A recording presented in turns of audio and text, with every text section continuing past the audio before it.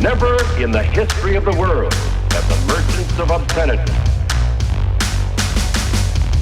had available to them the modern facilities for disseminating this filth. Disseminating this filth. The onslaught of the communist masters of deceit. Pinko, Commie, Slutz. Pinko, Commie, Slutz. Pinko, Commie, Slutz. Pinko, Commie, Slutz.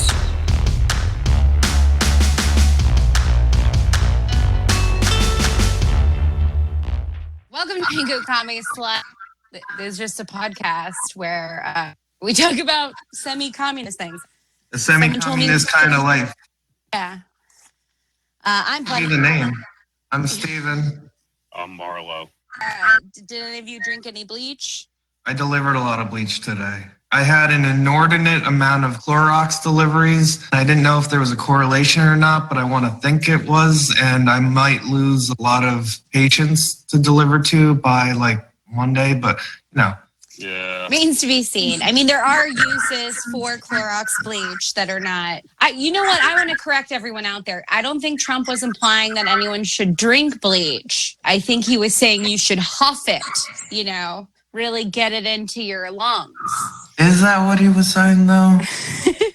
He was talking about essentially. I got the idea that it was like an intravenous thing, but yeah, he was talking about injecting it, but he also implied some sort of aspiratic, like a inhaler type disinfectant thing might be useful. No, I kept going. Okay, I kept going to different customers and picking up deliveries for them from the pharmacies that I deliver. And I was like, why are there like all these Clorox like disinfectant products in every bag that I'm delivering to? And then listening to the news, I'm like, oh, yeah, maybe that's it. They were mostly rich people. Assisted suicide. They were mostly rich people. Yeah, so fuck them. The one lives in a penthouse in downtown Brooklyn. Why is she? God, I hope she does it. And I've been to her penthouse before, and it's like overlooking the East River. Nice. It's in the big building. It's like and I'm not going to give the exact address. Yeah. Don't dox this lady. I mean, come on, we're speculating only. Yeah. This is what she usually gets from this. No, don't tell us everything. Okay. Yeah, no, and she had a big old violate HIPAA. So yes, I was an assistant to suicide in multiple occasions today, and I feel good about it. I feel like, it might have been that, or alternate theory, it might have just been a lot of people trying to get into some bleach baths, as is recommended by Christopher Cuomo's wife, Christina. I mean, it could also just be a rational wait. decision. Hold on, I'm sorry. I'm just realizing, is her name Christina? Are they both Chris Cuomos married to each other? Yeah, probably. I didn't even, oh God, I got a whole thing to say. No, go say it. I got a whole thing to say about, I learned a lot about Chris Cuomo's protocol as is laid out by his wife, Christina, which that is... I love it. I love it when a Christopher and a Christina get together, a George and Georgia. Oh, man. Georgina.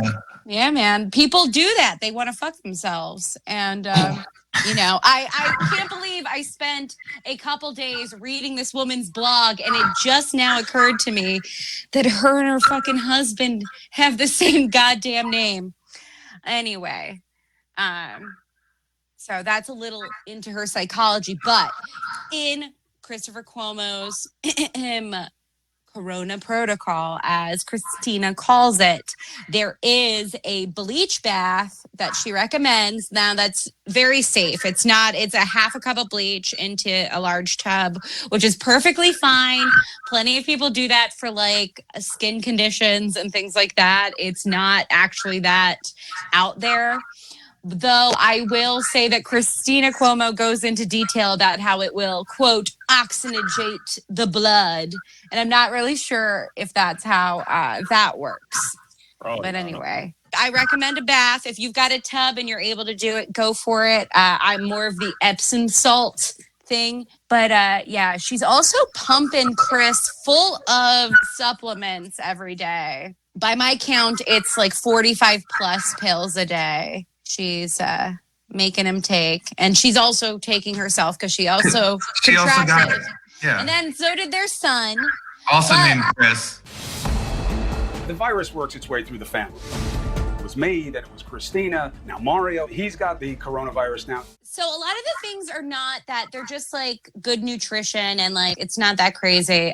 But what was interesting to me were the really froofy stuff that she just kind of threw in there. Like she kind of said matter-of-factly, throw away in this blog, like, yes, we did this and that supplement and we had, kale smoothies and whatever the fuck. And then she's like, also, I used a pulsed electromagnetic field portable machine that optimizes the ability of cells to start healing. Like, what? What is this? They also have a Sunlighten at-home infrared sauna.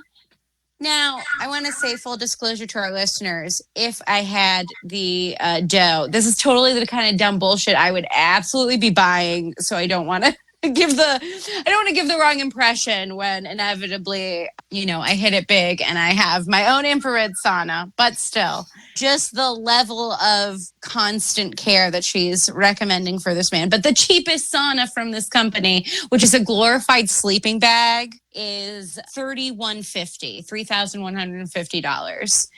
And I'm sure they don't have that. I'm sure they're out in the Hamptons. I'm sure they sprung for the whole little tiny booth of a sauna, and he goes out there. I'm just saying, I read all this bullshit, and despite some of the dubious out there woo-woo health claims, well, they're going to be fine. They have access to a lot of decent modalities to help them at least feel better. And she was like exhaustively blogging about his temperature was this morning, etc. My favorite story about them is the person that rode up on them. Was it like a delivery guy on a bike?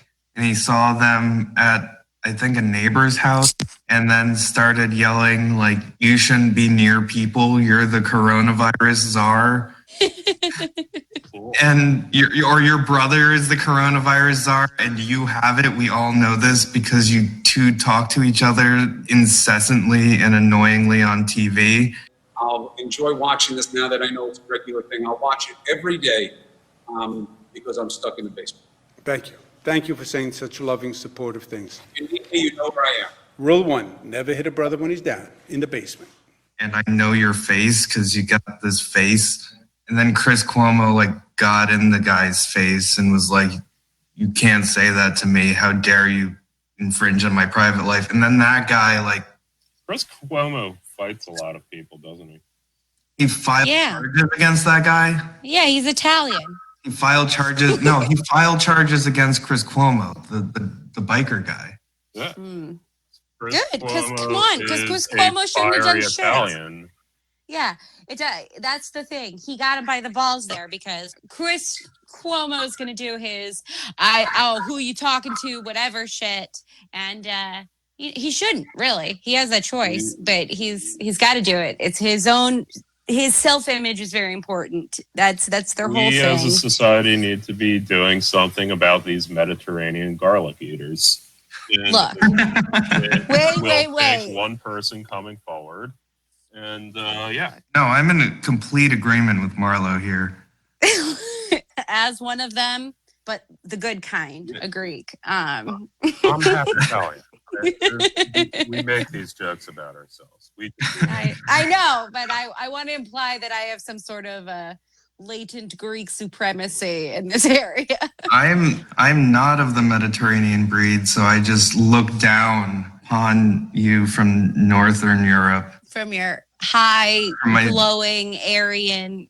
Yeah, my high glowing Scandinavian hills where we just have Heidi's and Yeah, just Heidi's and suicide. yeah, Heidi's, suicide, black metal.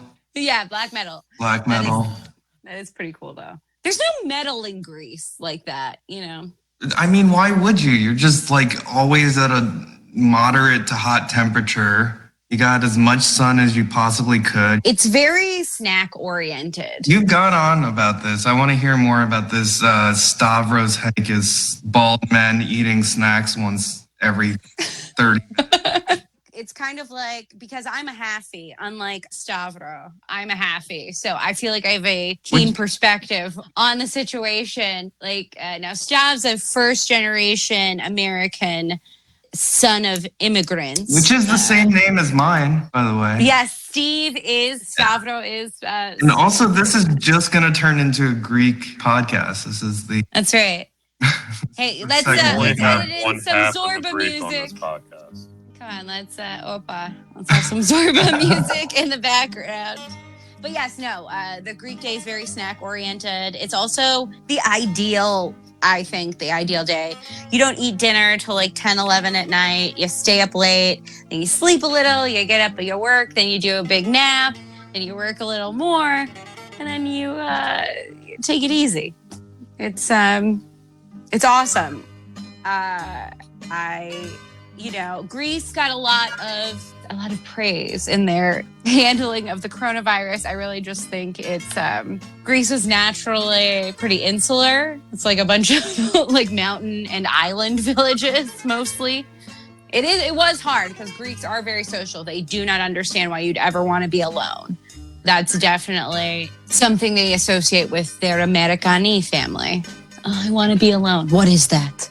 What's wrong? Are you sad? Here, eat something, you know? Because if you're sad, you should just eat something is also the Greek prescription. That's what they're doing in Greece. Unlike the Swedes, who are also the most black metal of the countries with the coronavirus. Damn swarthy Swedes. It's a shout out to my man Ben Franklin's weird bigotry. He really hated Swedes and felt they were swarthy, which I would love to ask his ghost about. Anyway, I did want to say that Christina Cuomo's website is called The Purist, and it weirds me out. Like, there's always like this weird nascent like eugenics in the healthy, because her blog's all about like healthy alternative approaches, etc. Yeah, let's talk about eugenics. Marlo and I were talking about eugenics earlier. Yeah, you know, just for talking about eugenics. As you do. About eugenics. Being like, what's the gene pool that you come from, and how much am I better than yours? Like theoretically, if you were going to rank them. Isn't it great that the coronavirus is handling our tawny Swede problem? Our swarthy Swede problem is being solved. Tawny. He did. No, he said they are chiefly tawny, but the French were swarthy. Yes, this is Ben Franklin on the Swedes, by the way, that we keep referencing. Yes, it's a lovely passage Ben Franklin wrote that I love to bring up because he talks about wanting only very white and pink-skinned people on the American continent. He wanted to make sure, quote, the peoples of Venus and Mars saw glowing pink and white on the American continent when they looked from, their planets. He is more racist against Swedes than he is against Native Americans, and clearly does not consider Swedish people to be white. And it's hilarious. It's fun. But yes, in this passage, he not only talks about aliens looking at the American continent, but he only considers British people, Saxon German people to be truly white. And he calls out all these other Western European peoples and says they're tawny and swarthy. He's not too sure that they should be included in this new America. Ben Franklin. I like to talk shit about Ben Franklin when I go to Philadelphia. Yeah. Hometown hero. We love him there. Do you think Ben Franklin had a Philadelphia accent? Oh, absolutely. He was like, I'm Ben Franklin. I'm from Philadelphia. I can't do a Philadelphia accent, even though I kind of grew up close to it. But well, it's kind of close to a Baltimore accent, and if I go into it, I'm just gonna slip into a Baltimore. Well, so I want to say something to the effect of. Well, there's like a lot of water. Yeah, water. I mean, I say water normally. Water would be involved. Philadelphia. Philadelphia. There's a little bit of like the same O, yeah, like a little bit. Yeah, no, okay, for the record, I do a lot of the speech pattern that is consistent with a Philadelphia accent. It's just a matter of I can't like purposely do a Philadelphia accent, and I've given up on trying. Now I'm just imagining Jack Black as Ben Franklin in Drunk History. Doing a Philadelphia accent. Telling his like oh my God. son. With an umbrella, just telling his fucking incel of a son to like fly his kite for him. Hell yeah. Hey, you don't want to get fucking 17th century AIDS like I do. I did at a certain point come up with my like made up Philadelphia religion, which is this weird mix of Quakerism, syncretic with Amish Anabaptism, but also it deifies Ben Franklin and William Penn as actual like demigodish prophets in their history. Oh, they love that. No. Well, I have this legend that like William Penn was wandering through the woods of Pennsylvania and he came upon a pig eating a broccoli rabe, and so he slaughtered the pig and made a broccoli rabe and roast pork sandwich from it. And upon that spot, he laid the first cornerstone to City Hall in Philadelphia. It's one of my founding mythos I developed. See, and I think he should be played in this movie that I'm imagining by Sean Penn. Oh, yeah, sure. Yeah, no one knows what William Penn looked like. You could do that. And Sean Penn will come out before the movie and just lie and say one of the ancestors. Yeah. So what? Who cares? Prove it. That's that we'll deal with. Post-truth. There's a very slim, but it's getting meatier possibility out there that there might be some sort of catastrophic incident where you very well will be living in a reality where you could just be like, yeah, that's true. And people will be like, I guess, because we will have lost the ability to look it up on the internet. So you mean like that's what it used to be. So you mean 20 years ago? Yeah, because I just want to emphasize to people that's what people used to do. They used to be like, who was that guy in that one movie? And then no one would know, and they'd just move on. It wasn't like people were smarter and they like went to the light. Well, I did. I was like a freak, and I was like, I gotta go to the Enoch Pratt Free Library. Shout out Baltimore. And look this shit up, but most people have don't. Like, what was it, Malton's book? What's that? Malton, the movie reviewer, he had this like Malton on the movies, yes, and then like every year he would like just print a new edition of essentially Wikipedia, but for just movies. Yes, I am familiar. I loved all kinds of things like that. Encyclopedias, almanacs. That's how I first, came to know about our friend Ben Franklin. I know about Malton's book from Louis C.K. on Opie and Anthony like 15 years ago. Oh man, that's like meta levels of being canceled. Yeah, no, I'm just, have Opie and Anthony ever been canceled, or have they ever always just been like racists? I think they've just consistently been racist. Look, that doesn't do justice to their misogyny. Oh yeah, no. Anthony beat the shit out of his girlfriend on multiple occasions. Yeah. But also they just say shitty things about women consistently and constantly. There's a reason why most of their buddies in the more regular comedy world were all dudes, Yep. Oh boy. Thing, fellas, talking about eugenics. Dudes Rock 2020. Dudes Rock fucking 2020, man. You know what? You guys chilling in a hot tub 5 feet apart because we're not gay. You know, I do wish there was a way to make a hot tub in an apartment. These are thoughts I've had lately. You ever gotten a motel with a hot tub? A motel? Yeah, First of all, motel. I haven't stayed. I don't think I've stayed in enough motels to like have had a variety of experiences. But no, I've never stayed at a motel with a hot tub. I've stayed at like a shitty hotel with a hot tub.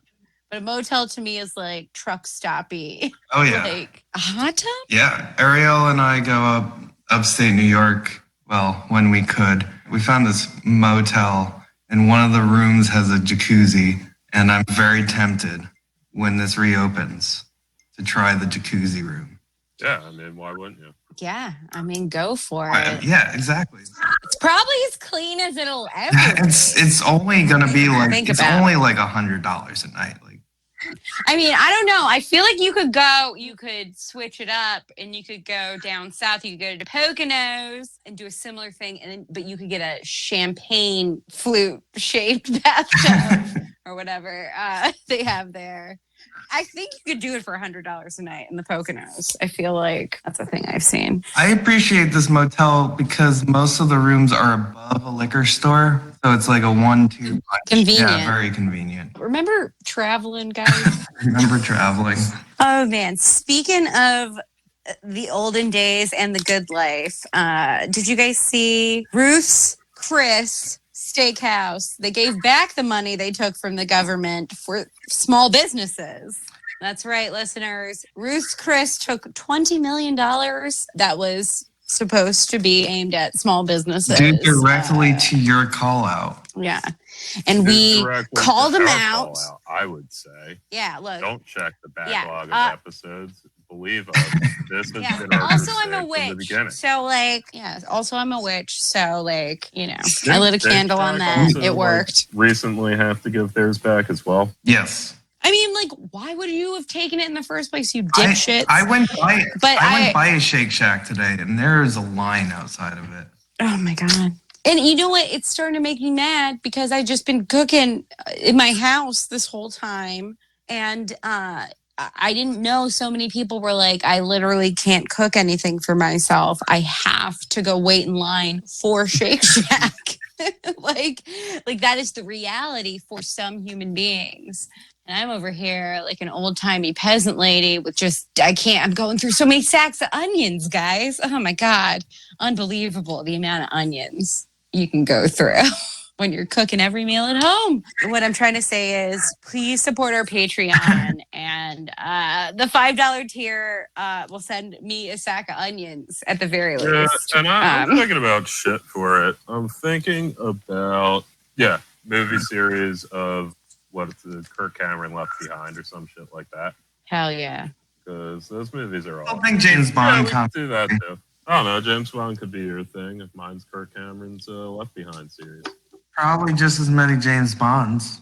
I mean, I would very much assume there are more James Bonds than the Kirk Cameron Left Behind.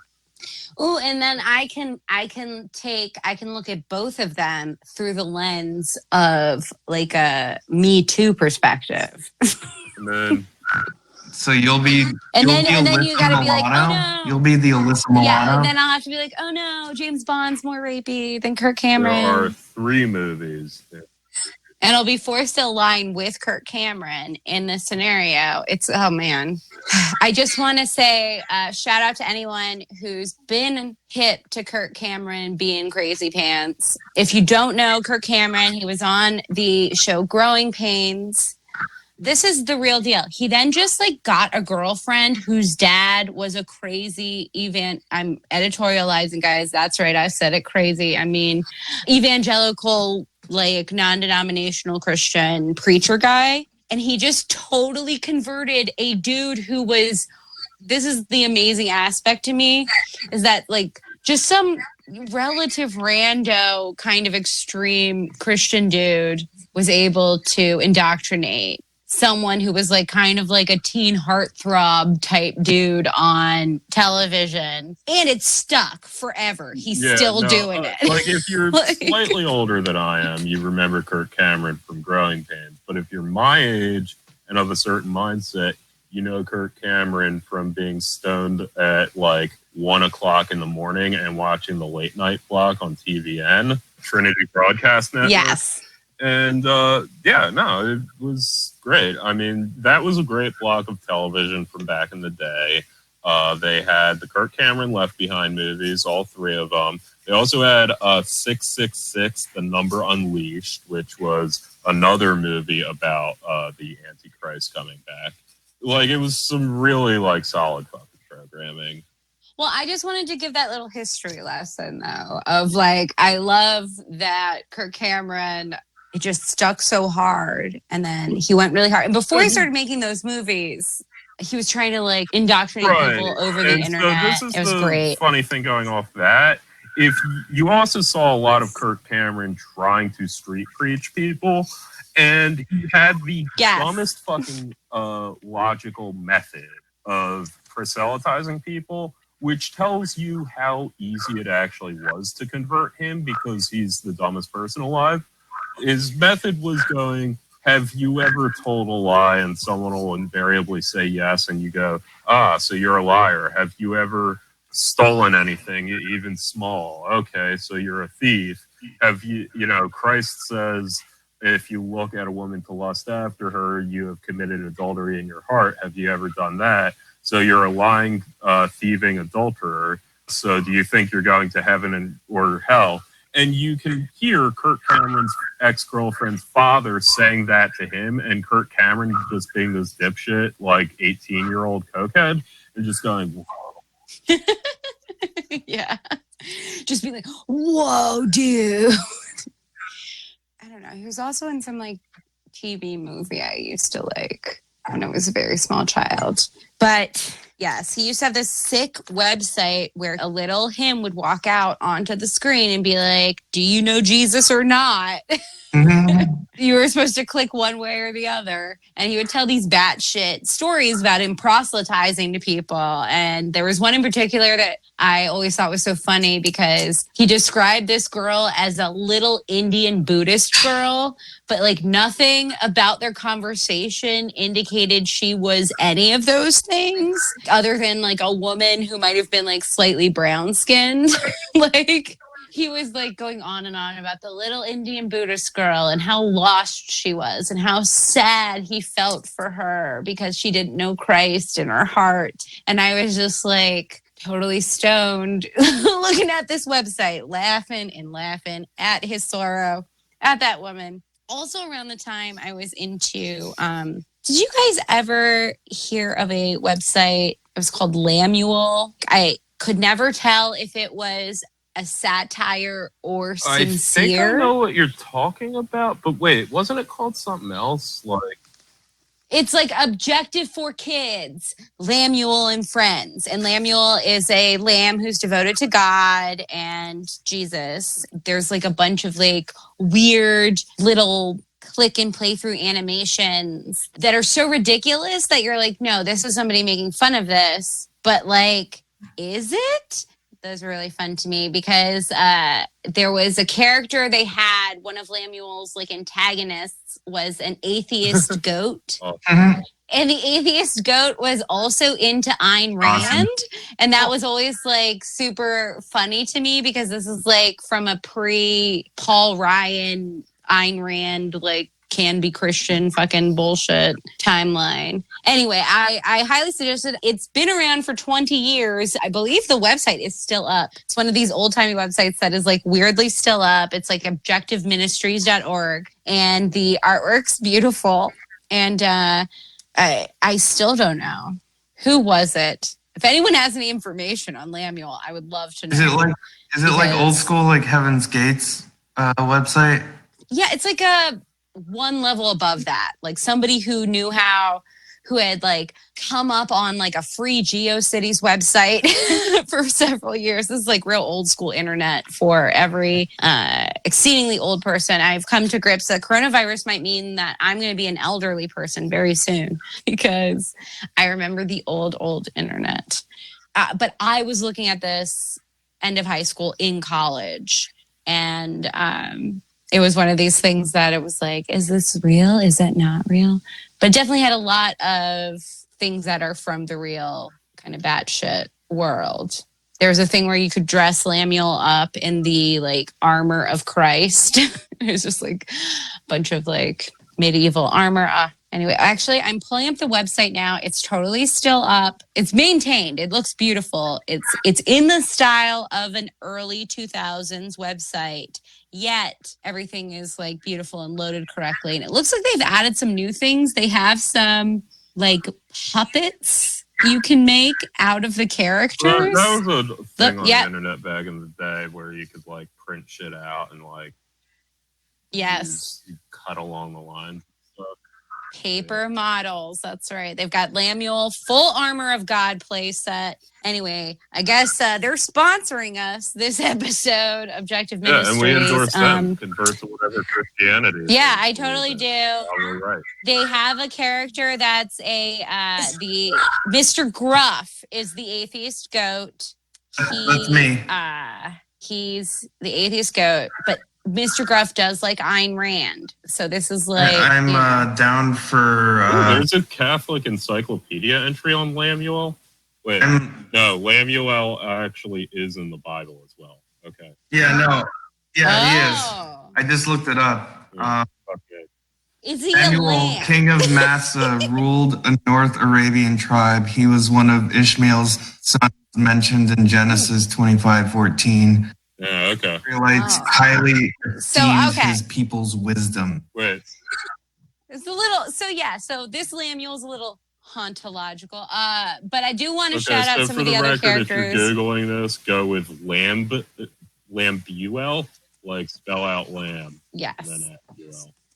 Yes, like a lamb that you'd eat. They're doing a play on words there. Oh, and this is interesting. And the words of Lambuel's mother on the evils of wine appear in Proverbs 31. Yeah. Beautiful. I just wanted to shout out, not only is there Mr. Gruff, the atheist goat, if you are to happen upon someone who is an atheist, the website tells you to tell a parent or pastor right away. And don't witness to them yourself. It's dangerous. But some of the other characters included were Hopsiah the Kangajoo.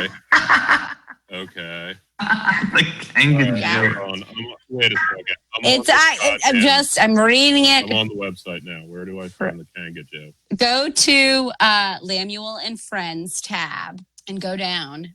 Now, is that implying that all Jews come from Australia? Oh yeah, it's like a weird Noah's Ark thing. Yeah, it's Hopsiah lives in the Middle East, where his ancestors and those of all the other animals and humans alive today exited Noah's Ark 4,000 years ago. But unlike other kangaroos who hopped to Australia, Hopsiah's family stayed behind to witness the coming of the Messiah. Damn, it's beautiful.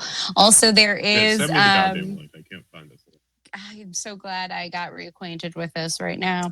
It's gorgeous. Everyone look at Lambuel and Friends. There's also Habu, the Hindu elephant, who's really sad. Habu's corner. Yeah, Habu doesn't know Christ yet. Hey, Habu, how many gods do you have? I don't know. I lost count. And then it's, wouldn't you rather have one God who loves you a bunch than a bunch of gods who don't love you at all? Ooh. I feel like that's what Kirk Cameron said to the little Indian Buddhist girl he was trying to minister to. He was like, oh yeah, this is going to get you. I need to enable Flash Player to look at these. Okay. I know. I can't see. If you could, right. I do. Hilarious. I know. Awesome. Also, I do like this. Jesus loves everybody, even the unsaved. I want to know what shady. Oh shit! I just clicked on the anti-occult and it just got dark. Oh yeah, that's the thing. You click on some of these links and it is bizarro. There's also this weird. One of the tabs on the side is anti-triclavinist, which is like this weird, very specific controversy about the killing of Christ and whether there were more than 3 nails used. So the Lambuel people are anti the idea that there were only 3 nails used. Okay, don't know okay. why. The It's last a thing. alert bulletin, cult alert bulletin. Now I'm curious because I want to know what religion they are. Okay, October 5th, 2006, infiltrating a druid coven. Okay, they're super Calvinist. So they From- love from work. the- Love work. From the words of Pastor Dr. Andrew Miller, I concern myself less about elections than about the elect. That is Calvinist 101 right there. Mm-hmm. And we were talking about This Calvinism is a whole, earlier.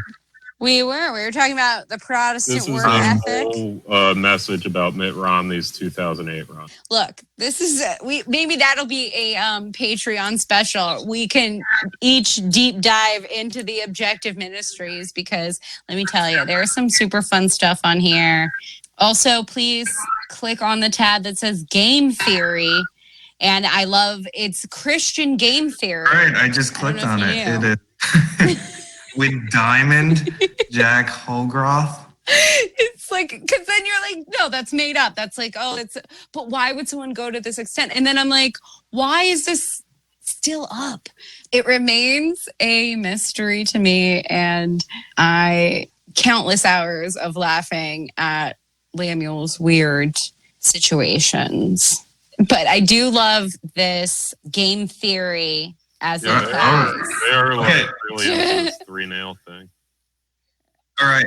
Yeah. God damn. Oh yeah, the 3-nail thing is also bizarro. I just love. Everyone knows I love a weird subculture I find it weird of that, any like, kind. They're But this hung up on the 3-nail thing, but the last post was arguing that Mormons are Christian and you should vote for Romney.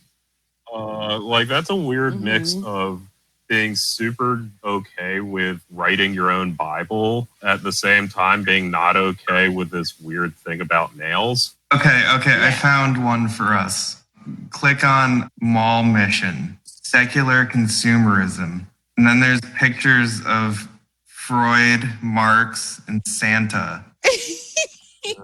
and Darwin. and Darwin. And with their faces with X's over them.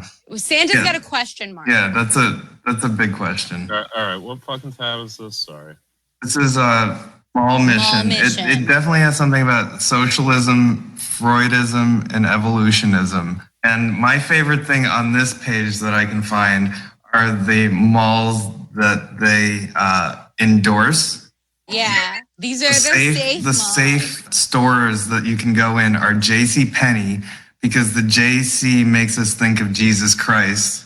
What a weird idolatrous and yet. Wait! No, these are anti-Christian places. Oh. JC is making us think of Jesus Christ, thus associating our Lord with the lowest monetary value, the penny. Oh no! Okay. It keeps going. Okay, Sears. What the flesh of the damned does in hell. It also sounds like Seers, S-E-E-R-S, pagan mystics who engaged in occult premonitions. Here's another good one. Cinnabon sounds like sin upon. Cool. and those buns are covered in cream and shit. All right, here's hot topic. A recent store, children that openly sells devil paraphernalia. Any guess as to why hot is in their name? Next to it has Darth Maul's face. Commercialized symbol of evil whose name sounds like Maul. Coincidence? Like the word mall as in like a bear maul somebody did not exist Darth before. Okay. Oh my God. That's beautiful. Oh my God, they were so mad at malls and like malls are dead now. This is so I mean, they are amazing. right. If secular consumerism is the new false religion, then its temple is the shopping mall. I endorse that 100%. I It's not mean, wrong. yeah. I do want to call attention to one last thing. Maybe not the last thing, but if you went down the pastor's corner, when you click on the anti-Calvinist tab, if you go down far enough, and this one sucks. I need to how do I get Flash, Adobe Flash anymore? Because there's all these badass old school Adobe Flash things.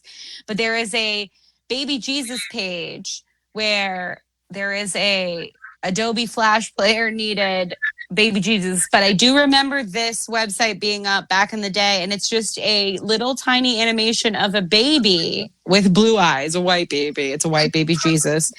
And you click, and it asks, why hast you forsaken me? And it cries. As you can see, malls are wastelands of secularism and anti-Christian propaganda. And those that are driven there by the lies of secular consumerism need help to find their way back to the path of salvation. As Christians, it is our duty and pleasure to help. That is why we must become mall missionaries. Okay, have we seen their bullet points? The rise of secular consumerism over the last few decades has been steady and its signs are clear. Last bullet point, the co-option of the birth of Jesus Christ, the very Lord of the universe, as a device to sell singing rubber fish. More on this as well. Billy Take me to the water and so forth. Take me to the river. Oh, yeah. Yeah. Also, that singing fish is used in a very Christian McDonald's ad about the fish fillet. It's How dare they? Prominently in a seminal episode of The Sopranos. Mm-hmm. I say it's very Christian because they only play the "Gimme Dat Filet of Fish" commercial during Lent. That's a fun fact for you guys. It's for Lent. It's for the weird subset of Catholics who are like, I get fish fillets instead of burgers. Yeah, I mean, that's famously why the fish fillet was invented in the first place. Yes, yeah. But most people don't know that. They're just like, why are they advertising it now? Well, I mean, it was back when the Fish on Fridays thing was a thing. And McDonald's, was between that and the Aloha Burger, which was a slice of pineapple on a bun. Which I like. Yeah, except it was weird 60s canned pineapple. Is that good or bad, though? I wouldn't. My idea of 1960s food nowadays comes solely from the Stephen King book when the guy goes back in time to kill Lee Harvey Oswald. Because that's part of the 11/22/63. He goes back in time and it's the early 60s and he's like, holy shit, the food is so good. So I imagine even their canned pineapples were pretty okay. No, the food is not so good. The food was let's cube up some Jell-O and mix it with Miracle Whip and then throw some disgusting syrupy canned fruit on top. Well, no, of course. I'm not talking about the recipes. I'm saying the actual, I'd eat canned pineapple right now. Is the canned pineapple from 1960 gross? I don't know. I mean, yes, maybe I don't want it on a burger, but I don't know. Did they fry it? All I know is there was a contest to see which would sell more, and the filet of fish won handily. Ray Kroc famously said, I don't want my restaurant smelling like fucking fish when he was given the option, and he was really pushing the Aloha Burger. Ended up losing to filet. Well, I mean, yeah, if we're going on smells, what you want your restaurant to smell like. Well, yeah. I've been having this debate, and I want people to bounce off of, but I think he's going to go pro-life. I think he's going to come out as personally pro-life because he's always been pro-life. He's kind of been agnostic about pro-life in the last couple of years, but never really had to say anything about it. But now that he's running to be president, there's a chance that he does some 4D chess and comes out and says, well, I'm personally pro-life, but, all of the, VP pick is going to be a pro-choice woman, and I am going to support only pro-choice legislation But me in my personal life and my Catholicism, I can't say in good faith that I'm pro-choice. Do you think that would win over people who are relatively single issue voters? Well, that's what I'm sort of. Yeah, I don't know. I mean, it won't actually work. That's a dumb idea. It does do that. But just dumb enough that Joe Biden might do it. Like, oh, what if like I appeal to people who want the completely different and mutually exclusive things? Like, it won't work because the pro-choice people will just be sad, but still probably vote for him anyway, because who else is he going to vote for? And the pro-life people won't trust him and also will see it as weird snakishness. Well, I also think it might be his one authentic moment that he could actually be authentic about his position. Again, I mean, it's my general issue with the whole pro-choice moniker in the first place, that it's a weaselly fucking position that you should just call yourself pro-abortion. I'm sorry. I am okay with abortion being legal, and therefore I am pro-abortion. Sorry. I think what part of it is that by my metric, I think we've moved very quickly from a world where you had people in the liberal side of things saying still, oh, yeah, I'm pro-choice, but I want abortions to be infrequent and rare and all of this kind of language. And it's only relatively recently that you've had people sort of full-throatedly be like, no, like, well, see, I think need them. It's also getting back full to the stop. 1992 position, because that was the position for a while of the liberal class, was in fact like abortion on demand without apology. That was a liberal feminist slogan. You had people on television getting abortions. It was only under Clinton you had this retreat to the safe, legal, and rare. And I mean, it comes down to, at the end of the day, it's either murder or a medical procedure. If it's murder, it should be illegal. If it's a medical procedure, it should be legal. Like, there's really no middle ground. I think the Clinton era of introducing that language around it was born of a time when really abortions were a lot easier to get than now. And I think people view the progress, quote unquote, in this area as this very linear thing. But it's actually like this weird do-si-do where we can circle back and fucking backdoor close all the fucking clinics in all these states because their hallways aren't wide enough on some arbitrary shit, on some like truly sneaky, treacherous bullshit. I encourage everyone who gives a shit about this to look all that stuff up if you're not familiar, that practically the way a lot of anti-abortion groups have gotten legislation passed that has effectively closed or limited abortion is by introducing standards that are difficult to meet that have nothing to do with the quality of care or the like necessity of things for an actual abortion procedure, but just are technically impossible in some areas to have a building that has hallways that are this wide, et cetera. So they can't operate anymore. That's a lot of it. It's nothing is about, because the people who are anti-abortion are playing a different game. They're like, this is about murdering babies. And I forgive me for going right into a Southern thing, but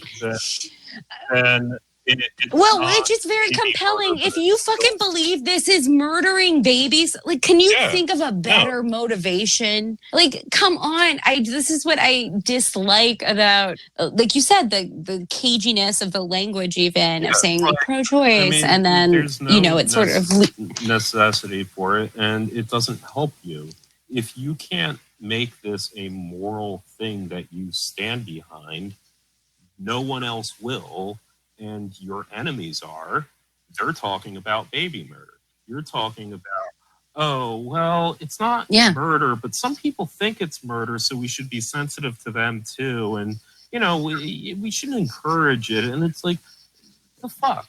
It's either murder or a medical procedure. Those are your two options. You got to pick one. Yeah. Well, and I mean, it's just like not wanting to look there. It feels like such a not wanting to look in the face of what you're actually fighting against, which is a bunch of people who literally believe that they are fighting a holy war against the murder of innocent babies, the cutest innocent babies. And they have all kinds of weird fan fiction on the internet. You can see all kinds of weird, like, look at this 3-week-old fetus and it looks like a tiny miniature infant, and that's not true at all.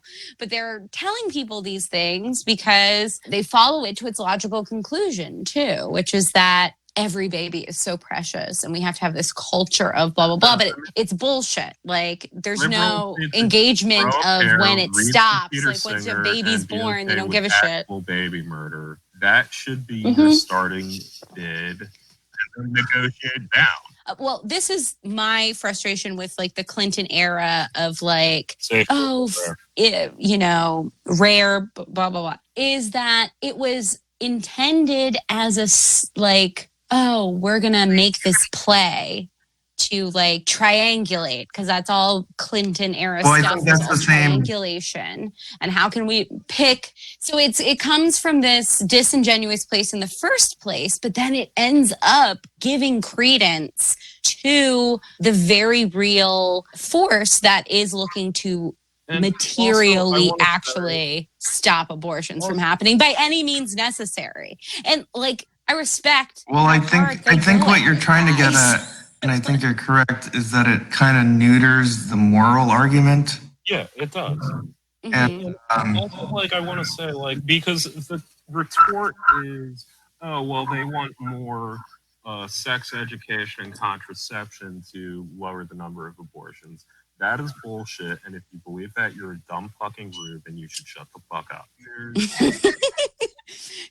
a dumb fucking rube, so you should shut the fuck up. Yeah, I would like to prevent cancer, but I don't say I want to make chemotherapy rare.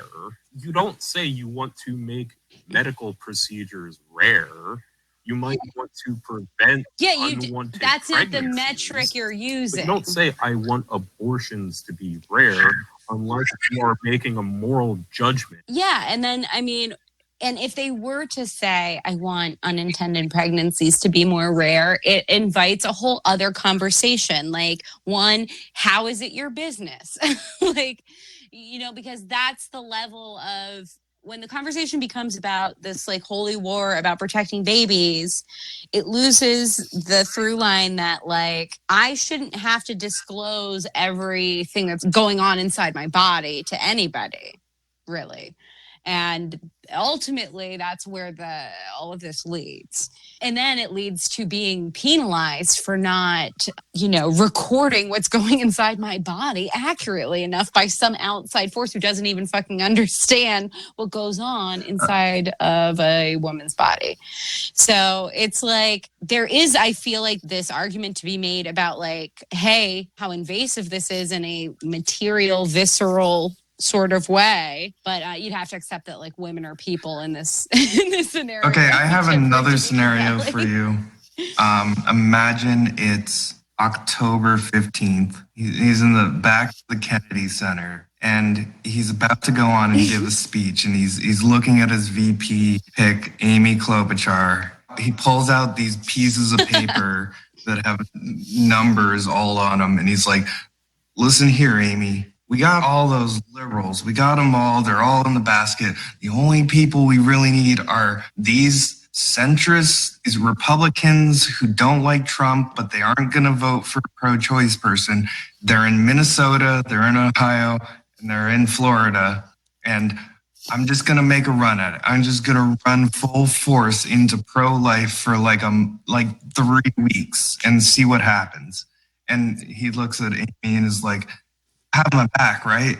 Looks at her and goes, oh, Joe, I'll have your back through anything. And he goes out and gives this big roaring speech about how his Catholicism has led his career to this moment and how while he really empathizes with women, how he's chosen a woman, how he loves his wife who's a doctor, he is going to stand by his values and his faith. And you little SJWs out there, gotta vote for me because I'm up against this evil dude, Jack. You gotta vote for me, but I'm gonna stick by who I am. And I believe that a woman's something about life that's like dog whistly, but not exactly like like he dog totally whistles it, and then he has to like back up for the next like 3 weeks and like try to like restate what he said. And it really throws water on the whole what about the Supreme Court? Blah blah blah. The like vote blue no matter who shamers have been thrown at people who wanted to dare speak nary a criticism of Mr. Joe Biden. So I would be excited if Biden's Catholicism came up a lot, and then we had like an anti-Pope Trump. Ooh, that would be cool. Oh yeah. I'm just saying. Oh yeah, no, like it'd be really fun. That would be awesome. Oh man. Yeah. They could. Okay, another premium content. Marlo and he's just like ragging on. Yeah, so Marlo's Christian corner. That'll be.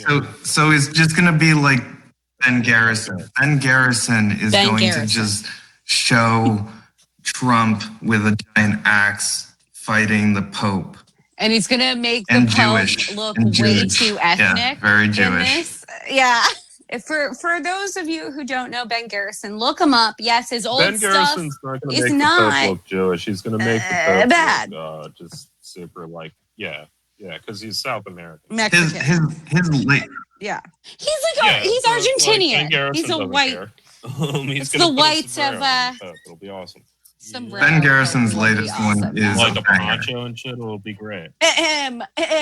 Writing it down on my to make a meme of Sombrero Pope. Yep. Sombrero Pope. He's not real. He can't hurt you. Anyway, he will be real. This has been a very religious. I say episode. this as a. And I know it's because we're in the week after Real Easter. Join Marlo's Christian Corner, a soon-to-be spinoff. Yes, the premium spinoff. Crack reviews and Kirk Cameron reviews. That's right. And then we could get into some weird Greek Orthodox stuff Russian if anyone's Orthodox, interested. Unorthodox. I haven't. Whoa! Shots fired. More fun because of Alexander Dugin and shit. Because Russian Orthodoxes are crazy. Okay, arguably Greek in that Orthodox way, yeah. Are normie. Yes, okay. Yeah, Greek Orthodox. Yeah, there's a lot of fat boys who are like, Jesus is cool. Our priests can get married, so it's not a bad deal if people get super into it and they're a little bit of a sad boy. I'm seeing it happen. We can definitely expand on this Greek boy. Catholicism, anti-Catholicism. That would be such an upside because I'm so bummed about what's coming for this election cycle in terms of dumb shit I can laugh at and not just be sad about. Oh man, but if Trump comes out, I would love to see one of these meme ads he's been retweeting and shadow endorsing. It's going to be Protestantism, American Protestant versus Catholicism. What does Trump claim even is his religion? Just white bread mainline Protestantism. I think Presbyterianism or some dumb shit like that. I don't know. I gotta know. Episcopalian. That's usually safe. Yeah. Trump is technically he's a Presbyterian. Yeah, just whatever lame white bread mainline. He was confirmed. They do confirmation. I was Presbyterian. I don't know. I was confirmed in a Presbyterian I don't know about all church. you heretics. I don't do confirmation because we just get confirmed when we're baptized, like the true people of Christ. Well, which is that you're an infant, you don't have a choice. So here, in my confirmation be doused process, in the oil we watched of Christ. That movie with Jim Carrey, Evan Almighty. Bruce Almighty. Bruce Almighty. Yeah. With like Evan Carell. is the sequel Yeah. with which that actually would be funnier if that's the one they made you either watch. case, John Calvin is rolling in his fucking grave right now with that shit, and you're all pruning. If you want to lean into that, just like get really into Calvin and Hobbes right now.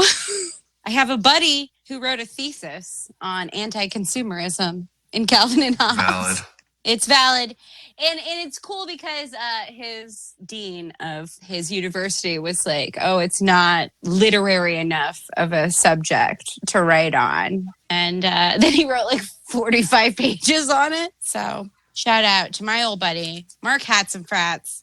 He's a comrade. Yeah, so that's been us. Pinko, Commie, Slutz. You can find us on Twitter at Pinko Slutz. I'm Bunny Femalist at Bunny Femalist on Twitter. Please join our Patreon. We're on Apple Podcasts now, so rate and subscribe to us and write a review and things like that, I guess. Even if you're mean at this point, I feel like, any publicity is good publicity. Yeah, Pinko Steve. You're on Twitter Pinko too, Steve. right? Marlo's shrouded in mystery, but maybe you could be like the Beehive this week who went through Beyonce's mom's follow list to find out what possibly could be Beyonce's Finstagrams. And guess what? I have that information. We're just seducing people left and right.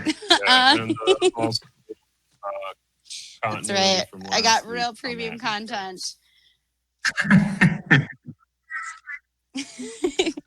Yeah, come at us, Turks, on this Turkish Hey, is that a shot at sovereignty and Sankt children? No, it's just Turks in general. No, it's not. It's just last week. No. Yeah, and today is a Turkish holiday. It's the Turkish Day of Sovereignty and Children. That's what it is. All right, guys. Bye. Thank you. Bye. Bye.